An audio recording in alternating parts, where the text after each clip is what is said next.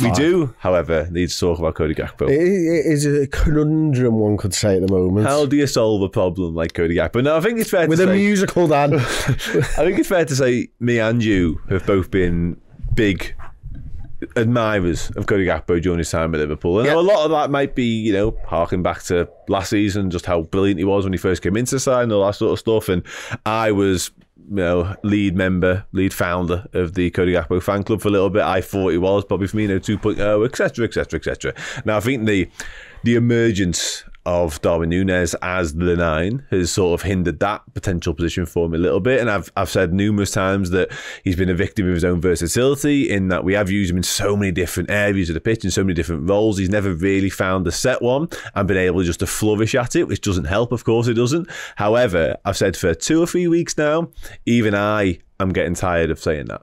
And even I am removing myself from that defence of Cody Gakpo now, because there does come a time whereby that can't wash anymore. You just need to play better. And I think today, he just needed to play better. Yeah, I think, listen, to begin with, I think you need to have a proper grown-up conversation about it. I think that's where it comes to. This isn't us throwing the baby out with the bathwater around Cody Gakpo. This is a footballer that plays for Liverpool and deserves the respect of the entire fan base, because he's clearly trying to do something. He's not going out there trying to be shit or trying to be poor, but he was poor today, you know, and it wasn't for want of trying, as I say, but you do have to have the conversation about what is he bringing to the side at the moment. Now, he brought a couple of goals midweek. Brilliant. That's exactly what we want from Cody. Today, unfortunately, made some poor decisions in some very good situations for us, and that's the problem. And, you know, I don't know whether it's helped him that he's played the 9, he's played the 8, he's played left wing, he's played right wing. He's kind of played 3 of those 4 positions in today's game alone, by the way. He came on the right, he's found himself on the left, he played central. I felt one of the big problems with Cody today was he was dropping into the space that McAllister wanted to be in, or Harvey Elliott wanted to be in late on in the game, and he was actually getting in their way a little bit. So, you know, there was times when you didn't need 2 people in that space. You're making it easy for Manchester United to defend it. You need one person there, you need one maybe holding the line a little bit better and trying to get in behind them and stuff like that. But ultimately it comes down to it. When he had the ball at his feet, he made too many mistakes. He gave the ball away too easily. And yeah, and again, you alluded to it there. Like, there's a couple of big moments that it feels like Liverpool could be about to kill the game off, and Cody Gakpo is central to them. And for whatever reason, I can't quite put my finger on what it is.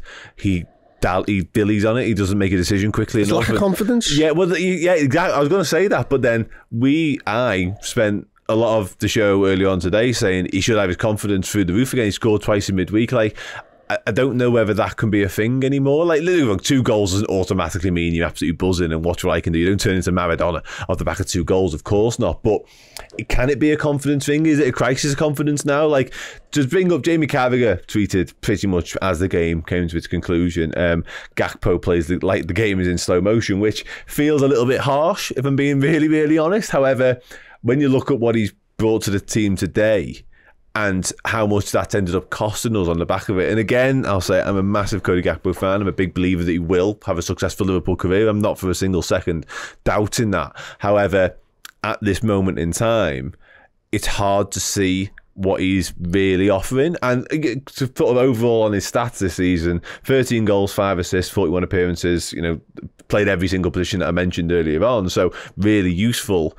But right now, something's not right, it feels. Yeah, and I don't know whether it's that lack of confidence, because he doesn't seem to want the football.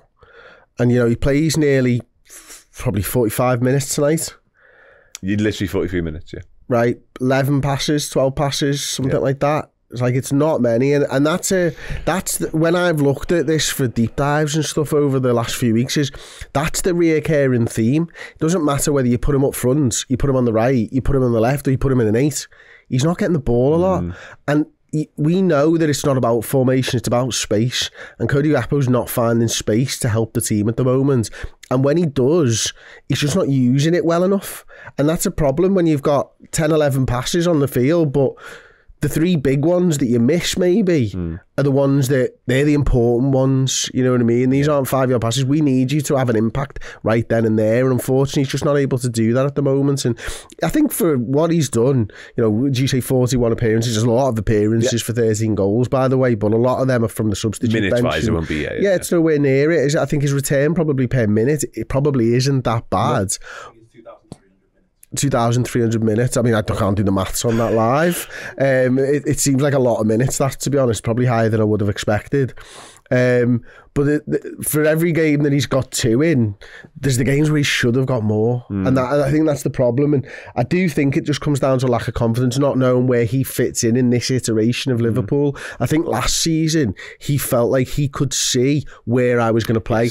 I think I'm going to be Bobby Firmino's replacement. This is what I need to get good at. Right now, I think he's looking at it going, well, the boss uses me out there, I don't really like it. The boss uses me there, I don't really like it. They don't want a false 9 anymore. They want a tip of the spear number 9, and I think he's got a lack of identity within the squad, and that's affecting his confidence. It certainly looks to be the case. I 100% agree with you on that, and it's a massive shame because, again, I think he's got loads and loads of quality. He's still young, of course he is. He's definitely got time on his side, and he's definitely got ability on his side as well. And I think you're right. I think we signed as a left winger from PSV, essentially, and we pretty much immediately pigeonholed him in the most positive of senses as the Bobby Firmino replacement, as you say, because it felt like he had all the attributes and a little bit more, to be honest, to be that guy and to offer even additional attributes going forwards. But yeah, let's sort of round it off then. Like, how do you solve the problem right now? Is it a confidence thing? It doesn't feel like there's going to be opportunities for him. Because I said the other day, like, do you just persevere with him in the way you're using him in sort of fits and starts in different roles? Because it doesn't feel like there's going to be a chance to play him for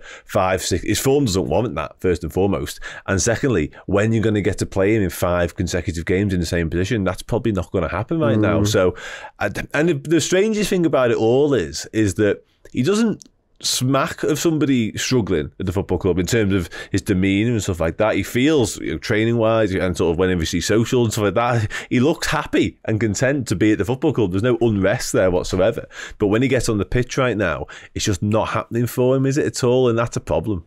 Yeah, it is a problem. I think you need to work out how to fix it, don't you? That's what Jurgen's obviously going to be paid the big bucks to do between now and the end of the season. But he feels like if Liverpool have got, you know, Harvey Elliott's maybe your number 12 guy in the squad at the moment. I think when everybody's fit, Gakpo's probably 16. That low? Probably, because I think, you know, Jota's out at the moment and he's probably ahead of him for one of those forward spaces. Obviously, Elliott's probably ahead of him. I think we're seeing a lot more rotation between the fullbacks. So Gomez and Bradley would be a part of that, you know, when Trent's back in there and stuff. So, yeah, I think there's 14, 15, 16, somewhere like that, and that's maybe not conducive to him as a footballer or where he wants to be. And you know, it's difficult because I say I don't want to throw the baby out with the bathwater. I do think you know, he's tried and he's been effective this season, and he has put some important goals in. But where I think he excels more than anything as a Liverpool player is when he's running onto the ball, when he's running with the ball at his feet. I think he's an outstanding dribbler. I think when he gets going, his pace is really good as well. Like, he's not one of those quick over 5-yard guys. He's a bit more Gerrard-like. I can hit top speed and keep this speed up for quite some time, and you're going to struggle to keep up with me. And I think when he's playing on the left-hand side, never really wants to go past this man, which is weird, but when he gets the ball in the middle of the park, he drives on it. Or the other place where he's really good is in the penalty area, in the 5-6 yard box, finding that little pocket of space maybe for a cross. We're just not getting him into the areas, I think, enough that he's most comfortable in. No, absolutely, yeah. And again, I come back to it, it's a shame if he is struggling so much in terms of his identity, as you say, and doesn't quite know where he sees himself in terms of the future of this football side, because I think he's got loads and loads of talent, loads and loads of potential. We just need to find a way of utilising it better. But ultimately, it comes down to he needs to play better when given opportunities. As simple as that, because again, big moments have kind of centred around him a little bit today, and he hasn't executed them perfectly, and it has ended up costing us. Yeah, shame. If we had to number him,